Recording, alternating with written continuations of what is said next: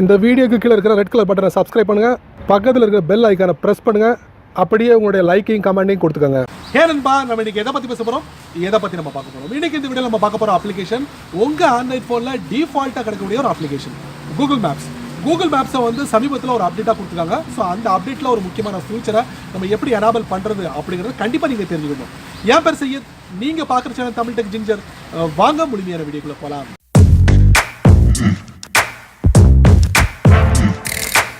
உங்களுடைய ஆண்ட்ராய்ட் ஃபோனில் டிஃபால்ட்டாக இருக்கக்கூடிய ஒரு அப்ளிகேஷன் தான் இந்த கூகுள் மேப்ஸ். கூகுள் மேப்ஸில் ஒரு முக்கியமான அப்டேட்டை பார்க்க போகிறோம். அதுக்கு முன்னால் உங்களுடைய கூகுள் மேப்பை வந்து அப்டேட்டாக ஆக்கிக்கோங்க, அதாவது அப்டேட் கொடுத்துக்கோங்க லேட்டஸ்ட் வெர்ஷனுக்கு.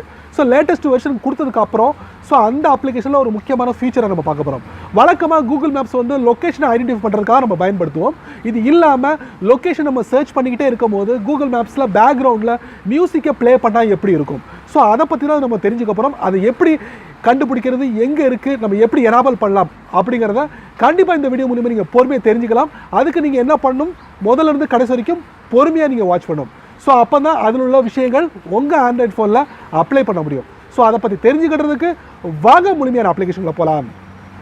வழக்கம் போல் உங்கள் ஆண்ட்ராய்ட் ஃபோனை ஓப்பன் பண்ணிக்கோங்க. ஓப்பன் பண்ணதுக்கப்புறம் உங்கள் ஆண்ட்ராய்ட் ஃபோனில் இருக்கக்கூடிய கூகுள் மேப்ஸ்க்கு போங்க. கூகுள் மேப்ஸ் எங்கே இருக்குது கண்டுபிடிங்க. ஸோ அந்த அப்ளிகேஷனை ஓப்பன் பண்ணுங்கள்.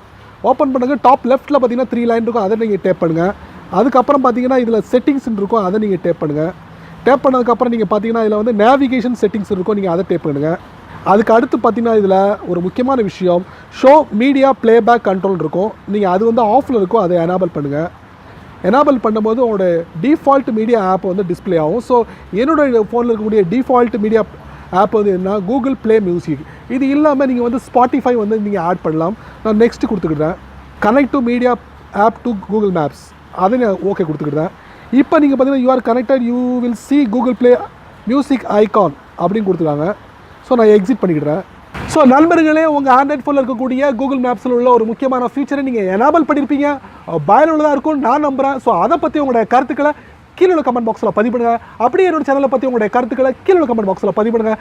என்னோட சேனலுக்கு சப்ஸ்கிரைப் பண்ணுங்கள், ஷேர் பண்ணுங்கள், அதிகப்படியாக லைக் பண்ணுங்கள்.